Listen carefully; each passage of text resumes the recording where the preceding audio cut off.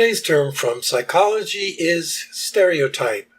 A stereotype, also known as a category or, more rarely, a class or a set, is defined in social psychology as any thought widely adopted about specific types of individuals or certain ways of behaving intended to represent the entire group of those individuals or behaviors as a whole. In more common language, it's a widely held but fixed concept of a particular category of things, where membership in the category is usually based on the most prominent property or properties shared by members of that category. Most people tend to limit the use of the word stereotype to refer to the categorization of people, but this is far from exclusive usage. In the real world, every person who claims stereotyping human beings is wrong engages in the activity themselves. They can't help it. No one can.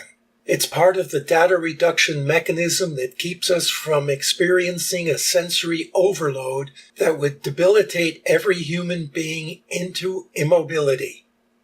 Our senses receive way too much information to process all of it without using some form of data reduction. For example, our eyes take what is at least 2.2 million distinct wavelengths of visible light and group them into no more than 15 different basic color terms.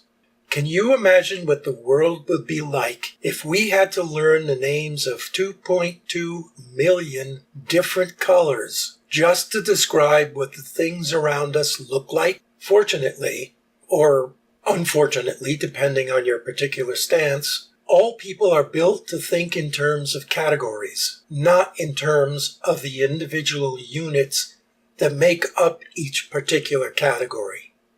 The word chair, for example, represents a category of objects whose primary function is to be sat upon. The category chair allows us to interact with all the objects whose primary function is to be sat upon without treating each individual unit of that set as if it was a totally unique object whose properties needed to be learned and established from scratch. Just as the 15 basic color terms allow us to deal with the many colors around us without the necessity of learning millions of names for each possible individual color, the word chair allows us to instantly know something about millions of different objects without learning everything we need to know about each one first individually. The irony is that without categorization, that is stereotyping, humans would not be able to function.